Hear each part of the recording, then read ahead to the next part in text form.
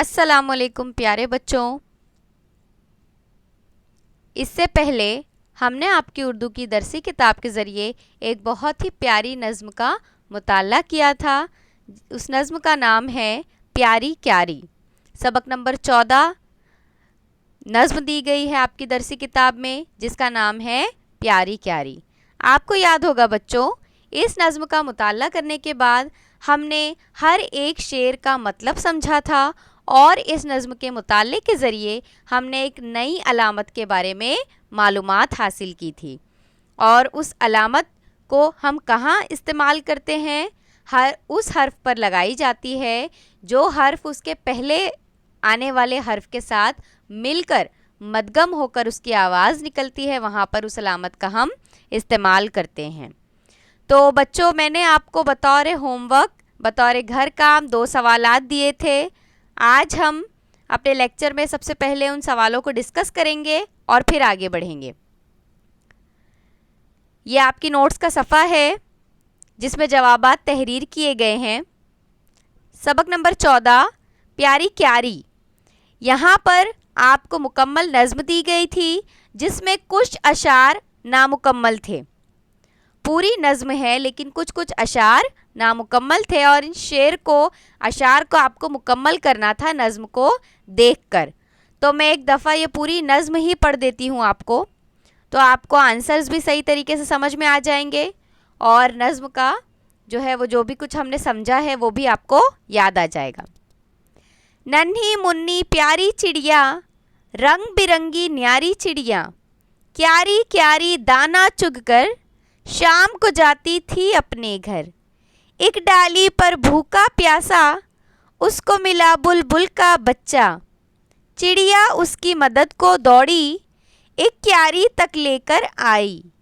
वहाँ था पानी का एक प्याला, पानी जिसका ठंडा ठंडा।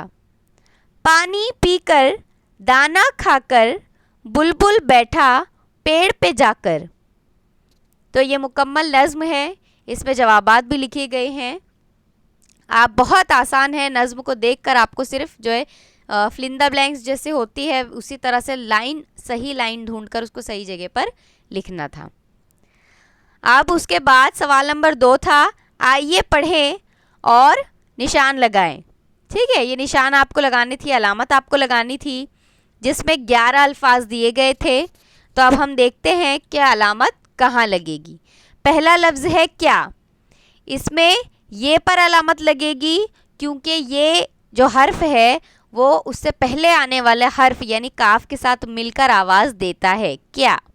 नंबर 2 क्यारी, यहाँ पर भी ये पर अलामत लगेगी क्योंकि ये उसके पहले आने वाले लफ्ज़ काफ के साथ मिलकर आवाज़ देता है।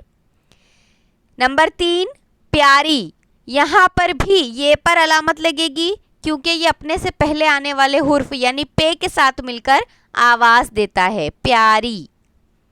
चौथा प्यासा, ये पर अलामत लगेगी, इसके पहले भी पे आया है, पे के साथ मिलकर आवाज़ निकलती है, प्यासा। नंबर 5 न्यारा, यहाँ पर भी ये पर अलामत लगेगी क्योंकि नून के साथ मिलकर ये की आवाज़ आती है, न्यारा। नंबर 6 श्याम, यहाँ पर भी ये पर अलामत लगेगी, शीन के साथ मिलकर ये की आवाज़ आएगी। नंबर 7 प्याला, ये पर निशान लगेगा, पे के साथ मिलकर आवाज़ निकलेगी, प्याला। नंबर 8 प्यार, ये पर निशान लगेगा, पे के साथ मिलकर आवाज़ निकलेगी, प्यार। नंबर 9 प्याज, ये पर अलामत लगेगी, पे के साथ उसकी आवाज़ निकलेगी, प्याज। नंबर 10 प्यास, ये के ऊपर अलामत लगेगी, अपने से पहले आने वाले हर्फ यानी पे के साथ उसकी आवाज़ मिलकर निकलती है, प्यास। आखिरी ध्यान, अब यहाँ पर ये पर अलामत लगती है। आपको यहाँ पर ये बात याद रखने की ज़रूरत है कि दाल और 2 चश्मी है मिलकर एक हर्फ बनता है ध। ये पूरा एक हर्फ है, ऐसा नहीं है कि दाल एक अलग हुर्फ है फिर हे एक अलग हुर्फ है, बल्कि ध्यान में दाल और हे एक ही हर्फ है, ध। उसके बाद ये आया है, उसमें अलीफ मिला है और नून, तो उसको पढ़ा जाता है ध्यान, यानी ध की आवाज़ ये के साथ मिलकर निकलती है। तो ये पर अलामत लगेगी और उसके पहले आने वाला हर्फ कौन सा है? ध, दाल और हे। तो इस तरीके से ये आपका घर काम वाले जो सवालात थे उसके जवाबात आपको मिल गए। अब हम आगे बढ़ेंगे। नज़्म को मद्देनज़र रखते हुए कुछ सवालात तैयार किए गए हैं जिनके जवाबात आपको नज़्म के ज़रिए से ही तलाश करने हैं, नज़्म में ही इसके जवाबात मिलेंगे। दिए गए सवालों के जवाबात लिखिए। कुल 7 सवालात है, 7 तो बहुत आसान हैं, बिल्कुल आसान है। अगर नज़्म आपको याद है, आपने अच्छी तरीके से सुने हैं, मेरी बातों को समझे हैं और पिछला दिया गया होमवर्क आपने मुकम्मल किए तो बआसानी आप इसका जवाब हासिल कर सकते हो। अब मैं आपको सिर्फ सवाल पढ़ के दिखाऊंगी, जवाबात आपने खुद अपने जहन में सोचने हैं कि इसका जवाब क्या है, एक लफ्ज़ में आपको सोचना है जवाब, ठीक है। तो पहला सवाल है, दर्ज झेल शेर को मुकम्मल कीजिए। दर्ज झेल यानी नीचे दिए गए शेर को मुकम्मल कीजिए। पहला मिसरा डैश, इसको फिल करना है हमको। दूसरा मिसरा लिखा गया है, एक क्यारी तक लेकर आई। तो नज़्म में आप क्या तलाश करोगे? दूसरा मिसरा तलाश करोगे जो दिया गया है, एक क्यारी तक लेकर आई। जब आपको ये मिसरा मिल जाएगा तो उसके पहले आया हुआ मिसरा जो है यहाँ पर आपको ढूंढकर लिख देना है, बआसानी इसका जवाब आपको मिल जाएगा। सवाल नंबर 2, चिड़िया कहाँ से दाना चुगती है? कहाँ से चुगती है प्यारी प्यारी चिड़िया, दाना कहाँ से चुगती है? हम पढ़ चुके हैं ना, ज़रा जोर दीजिए अपने दिमाग पर, सोचिए वो लफ्ज़ क्या है जहाँ से चिड़िया, वो कौन सी जगह है जहाँ से चिड़िया दाना चुगती है। सवाल नंबर 3, चिड़िया अपने घर कब जाती थी? मैंने आपको बताई हूँ कि तमाम परिंदे एक वक्त होता है जब दाना चुगने के बाद वापस अपने घरों को लौट जाते हैं। बताए थे ना हमने, सारे परिंदों के बारे में डिस्कस किए थे। तो आप सोचिए कि चिड़िया अपने घर कब जाती थी। नज़्म में हमने क्या पढ़े हैं, कौन से वक्त वो जाती थी, ज़रा सोचिए।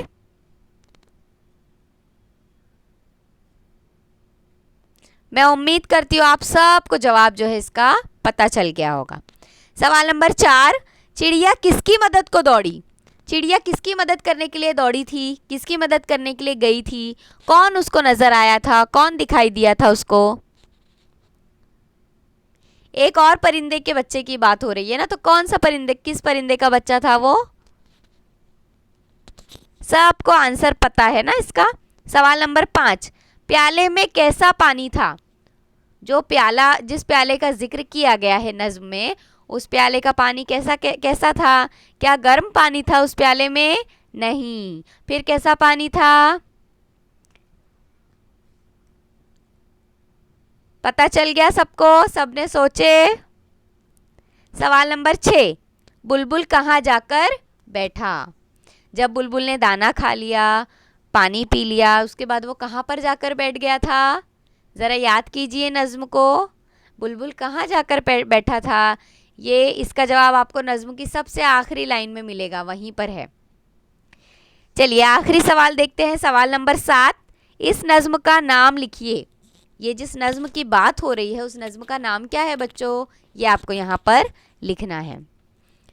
तो नज़्मों पर भी सवालात बनते हैं और फ़ायदा ये है बच्चों के नज़्म जो है इम्तिहान में आपके सामने होगी, नज़्म में से ही तलाश करके आपको लिखना है। लेकिन शर्त क्या है? सवाल पढ़ने आना चाहिए, नज़्म सही तरीके से पढ़नी आनी चाहिए। अगर ये सब आपको आ गया तो आप जवाब बहुत आसानी से ढूंढ सकते हो, पूरे पूरे नंबर हासिल कर सकते हो। तो चलिए अब हम इसके जवाब को डिस्कस करते हैं। ये सातों सवाल के जवाबात हम देखेंगे। पहला, दर्ज झेल शेर को मुकम्मल कीजिए। तो जवाब है, चिड़िया उसकी मदद को दौड़ी। और दूसरा मिसरा दिया गया है, एक क्यारी तक लेकर आई। सवाल नंबर 2, चिड़िया कहाँ से दाना चुगती है? जवाब, चिड़िया क्यारी से दाना चुगती है। लफ्ज़ कहाँ को हटाकर आपको लिखना है क्यारी, बाकी पूरा सवाल वैसा ही रहेगा। चिड़िया क्यारी से दाना चुगती है। सवाल नंबर 3, चिड़िया अपने घर कब जाती थी? अब इसमें सवाल वाला लफ्ज कौन सा है, कब, तो कब को हटाकर हमको वहां पे अपने जवाब का लफ्ज लिख देना है, बाकी पूरा सवाल सेम रहेगा। चिड़िया अपने घर शाम को जाती थी।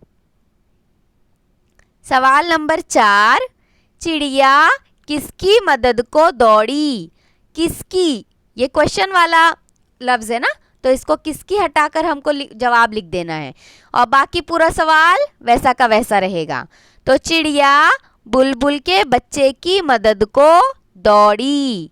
सवाल नंबर 5, प्याले में कैसा पानी था। कैसा की जगह हम क्या लिखेंगे बच्चों, ठंडा ठंडा। प्याले में ठंडा ठंडा पानी था। और ठंडा ठंडा लफ्ज आपको कहाँ मिलेगा, नज्म में। ये तमाम जवाबात जो हम देख रहे हैं वो सब कहाँ मिलेंगे आपको, आपकी नज़रों के सामने नज्म में लिखे हुए होंगे। सवाल नंबर 6, बुलबुल कहाँ जाकर बैठा। जवाब, कहाँ को हटाकर हम लिखेंगे पेड़। कहाँ बैठा था बुलबुल, पेड़ पे, तो जवाब हो जाएगा बुलबुल पेड़ पे जाकर बैठा। 7वां और आखिरी सवाल, इस नज्म का नाम लिखिए। तो ये नज्म का नाम आपको जो है वो पता होना चाहिए, याद होना चाहिए आपको, क्योंकि जब एग्जाम में आपको पैसेज आएगा तो उसमें नज्म का नाम लिखा हुआ नहीं होगा। तो नज्म का नाम आपको याद होना चाहिए, आपको लिखने आना चाहिए। जवाब होगा इस नज्म का नाम प्यारी क्यारी है।